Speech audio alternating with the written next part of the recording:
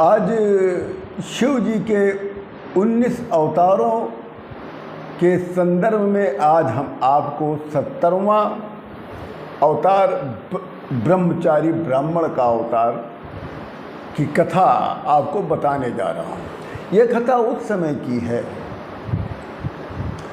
जब सती देवी ने अपना प्राण त्याग दिया था और हिमालय के यहाँ पुत्री के रूप में अवतरित हुई थी। तो उस समय ये वन में जाकर तपस्या कर रही थी कि हमको शिव जी को प्राप्त करना है। तो उस तपस्या के दौरान शंकर भगवान ने पार्वती देवी की बहुत सी परीक्षाएं ली थी, बड़ी कठिन कठिन परीक्षा ली थी। और उसी परीक्षाओं के क्रम में इन्होंने एक ब्रह्मचारी ब्राह्मण का रूप धरकर पार्वती देवी के पास ये पहुँचे थे। तो पार्वती देवी ने इनसे पूछा कि हे ब्रह्मचारी ब्राह्मण, आप कौन हैं? आप कहाँ से आए हैं? आपका उद्देश्य क्या है मेरे पास आने का?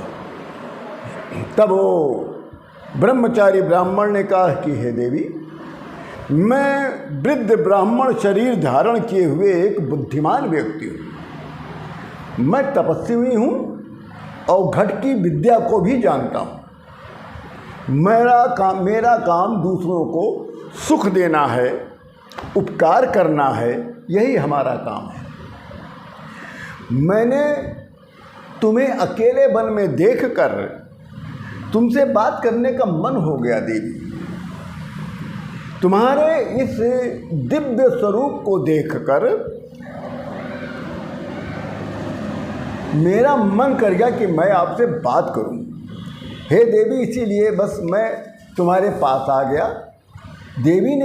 तब पार्वती देवी ने कहा कि हे ब्राह्मण, ब्रह्मचारी स्वरूपेण कस्त्वं हि कुत आगतः इदं वनं भासे से वद्वेद विदावर। पार्वती देवी कहते हैं, आपके ब्रह्मचारी स्वरूप से वेद जैसा प्रकाश प्रकाशित हो रहा है। ये सब किन कारणों से हो रहा है, मुझको स्पष्ट बताइए।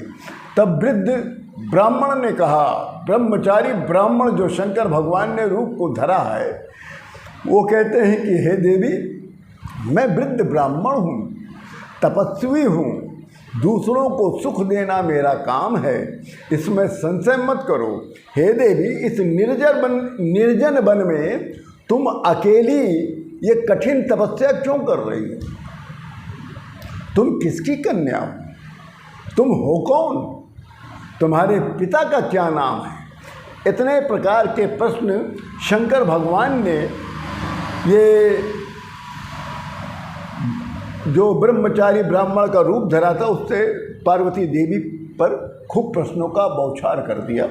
तो पार्वती देवी कहती हैं कि हे परम तेजस्वी ब्रह्मचारी ब्राह्मण, मैं पर्वतों में श्रेष्ठ, मैं हिमालय पर्वत राज की पुत्री हूँ।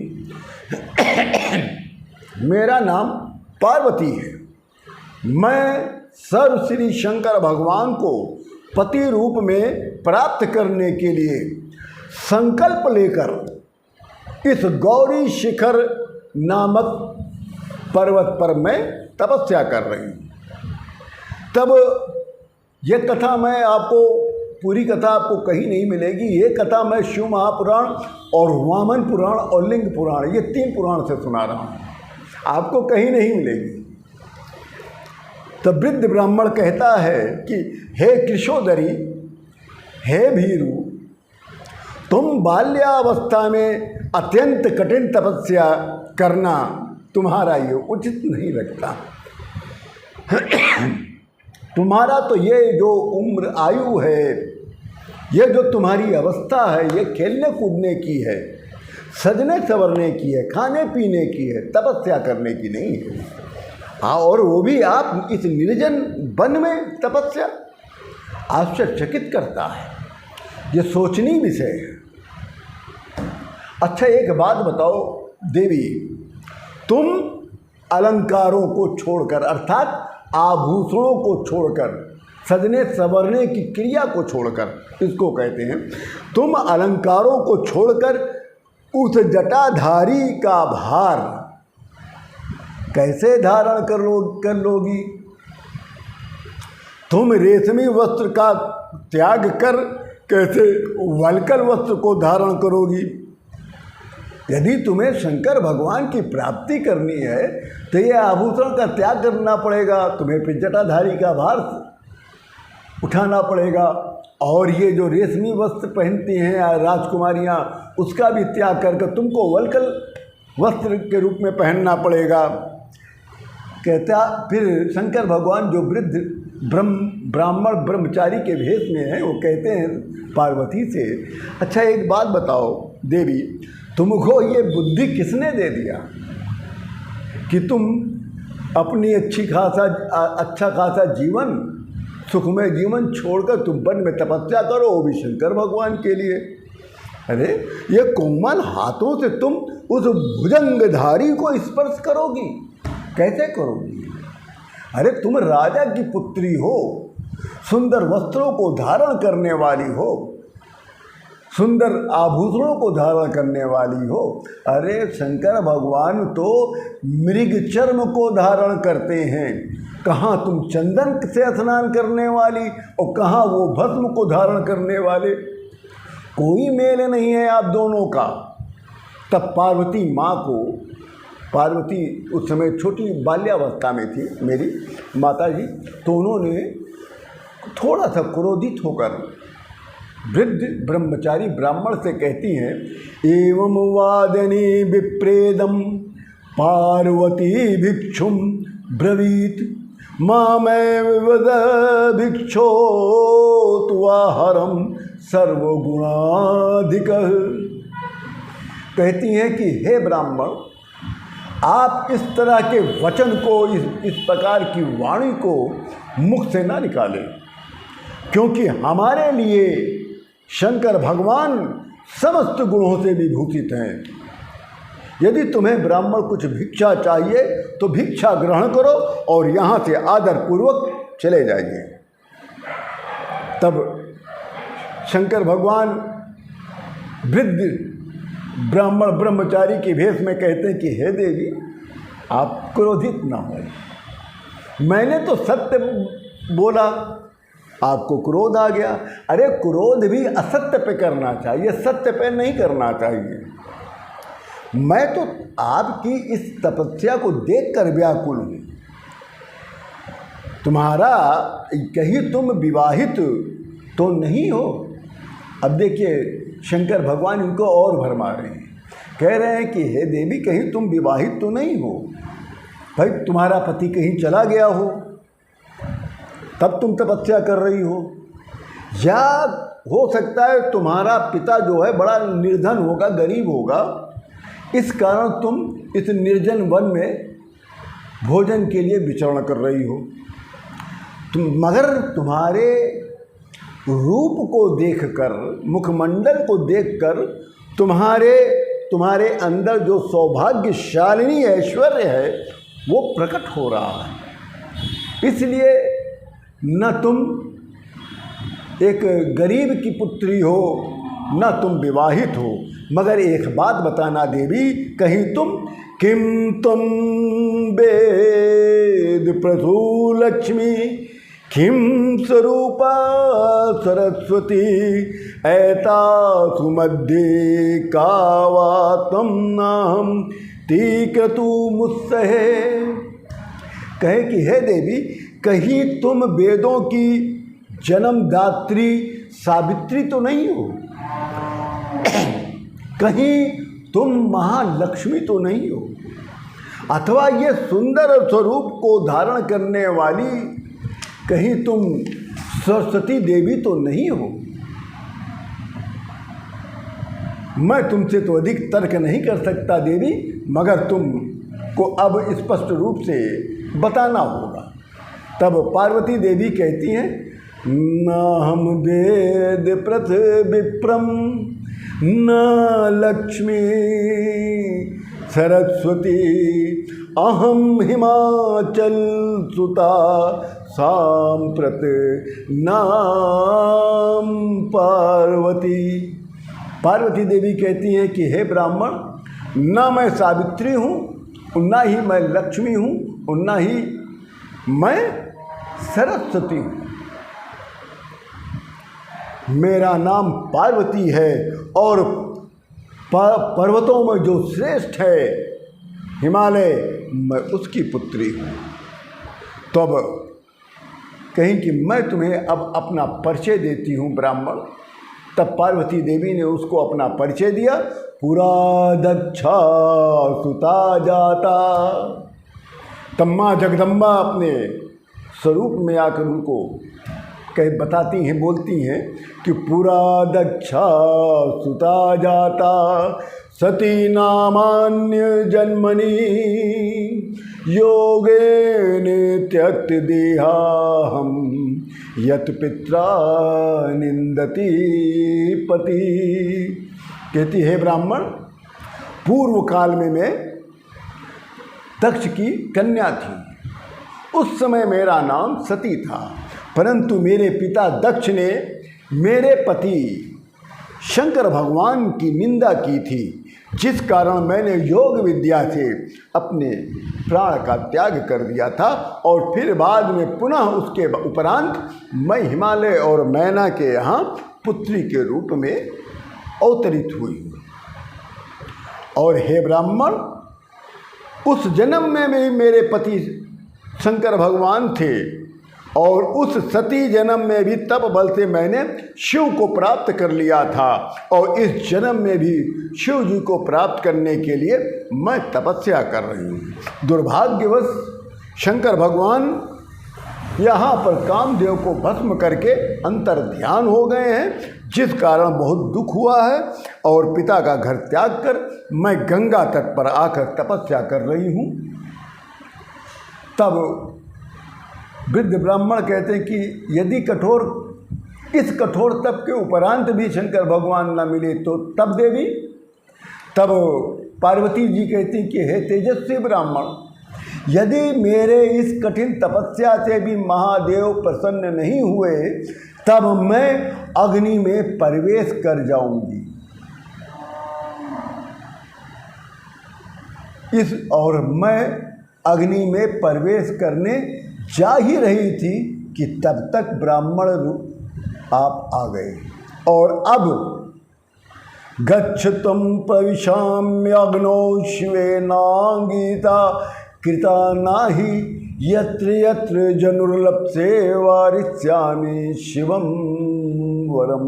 अब मैं अग्नि में प्रवेश करूंगी और तदोपरांत अन्यत्र जन्म लेकर शिव को मैं प्राप्त करूंगी। अब पार्वती देवी जी ने योग विद्या से अग्नि को प्रज्वलित कर दिया और अग्नि में वो प्रवेश कर गई। मगर वहाँ तो भगवान वृद्ध ब्रह्मचारी ब्राह्मण के स्वरूप में वहाँ तो थे ही।